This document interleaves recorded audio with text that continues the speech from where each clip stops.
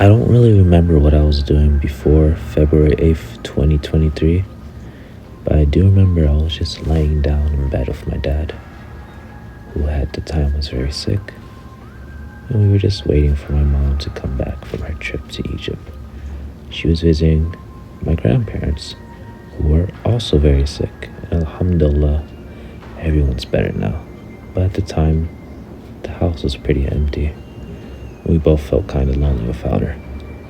And then, on that day, Metroid Prime was not only shadow dropped and announced, but it was also made available. And guess who had $45 just lying around?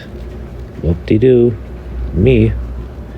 Salam alaikum, everyone. Today marks the 1-year anniversary of Metroid Prime Remastered. And if you're like me, you're quietly praying that Echoes and Corruptions is announced sometime this year, and Metroid Prime 4 is announced sometime within the next century. Today we'll be doing a little title screen and main menu appreciation of Prime Remastered. If you look at the save files, it's nice. It looks like a little laptop HUD that you'll see in a sci-fi movie. Nothing's changed that much from the original GameCube menu. You have all the energy tanks, the difficulty you played it on, the percentage, and the gameplay time. Somehow I still ended up with 73%, even though I'm pretty sure I scanned every living and non-living thing I came across. But I did only have 110 missiles. And when I was watching another person's YouTube video on every missile expansion in the game, they had 250. And honestly, I don't even know how you could tell where some of those missiles were. But that's besides the point. Let's go to controls. We have control scheme. We have pointer. Enables motion controls for camera movement and aiming, similar to Metroid Prime Trilogy. Hybrid combines the classic control scheme with motion controls for Wii. And classic, play of controls based on the original Nintendo GameCube version. Has the best of all three worlds, it seems. Next up are the displays. I'm not too sure what helmet visibility is, but let's go check it out. Oh, so it's the little top and bottom parts. Oh, it feels so weird. It feels so naked without it. Yikes.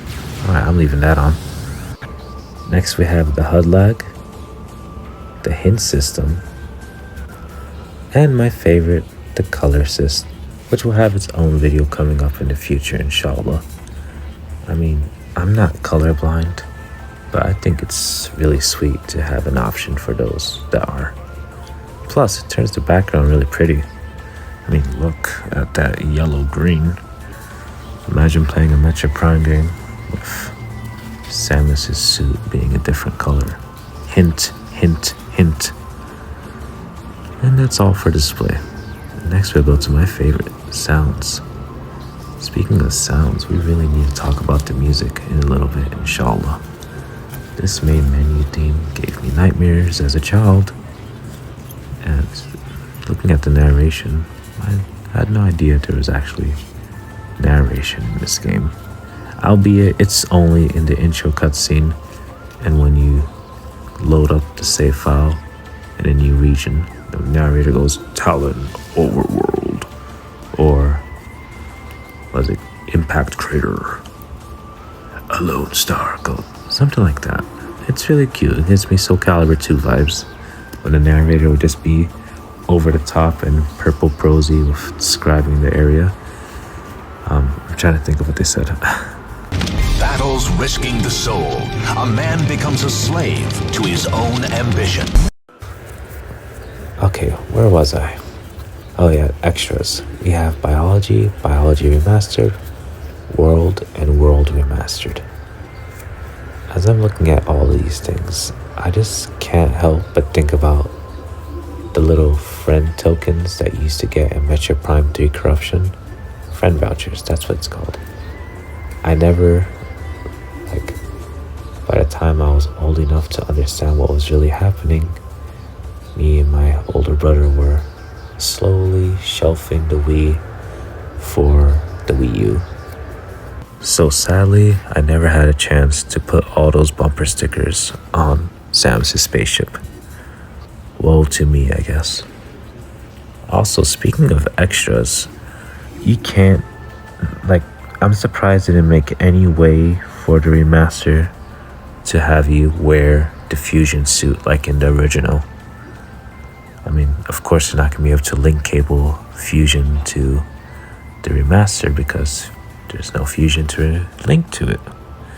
But still, would have been a nice little Easter egg if you beat the game and they're like, oh, now you can wear Samus's fusion suit if you want to play Prime a second time. And believe me, if Echoes and Corruption don't come out soon, I'm probably going to do just that. And now we're going to be looking into the soundtrack gallery. I think it's really neat that for every area and every theme, they have a little cutscene for what you're facing. Or not cutscene, excuse me. Photo of what you're facing. Or what you're listening to, rather. Personally, my favorite theme from Metroid Prime 1 is probably Talon Overworld's first theme, because it's so nice and cheery and not spooky at all. And that leads me into my least favorite song in Metroid Prime. That would be Phase on Mind's Level 3. Unsettling, creepy, and just not something I would sit down and want to listen to ever again. Well, that's all for everything. Spent this entire time listening to me serenade you and empty my thoughts into your soul, your cinnamon roll, and I appreciate it.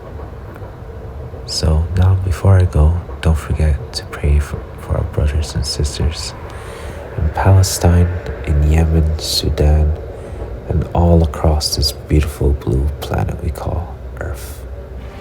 See you next time, inshallah. And inshallah, Metroid Prime 2 Echoes and Corruption will have been announced as well. Masalama, and God bless.